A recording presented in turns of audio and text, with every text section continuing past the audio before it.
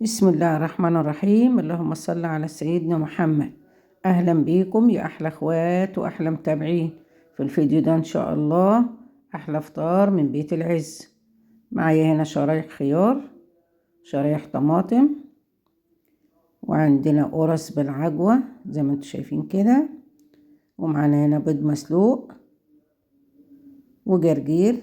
الجرجير ده أنا جبته من الأرض بتاعتنا، غسلته غسلة كويسة اهو زي ما انتم شايفين. ومعانا هنا الطبق الرئيسي، دي مش جبنة، ده اسمه سرسوب. السرسوب ده بيتعمل بعد الجاموسة ما بتولد مباشرة، بياخدوا الحليب ويعملوا به السرسوب ده، بيضيفوا عليه حبة كده بسيطة من السكر، بيديله طعم حلو قوي، وبيحطوه يستوي كده على نار هادية خالص. ممكن يقعد ساعتين 3، نار هادية خالص جدا يعني، لحد ما يستوي ويمسك ويبقى جامد بالشكل ده كده، بيبقى طعمه حلو قوي. ناس كتير قوي هتعرفه في القرى وفي الفلاحين بيعملوه ويفطروا به الصبح. بتمنى لو الفيديو عجبكم تعملوا لايك وشير وتشتركوا في القناة عشان يوصلكوا كل جديد.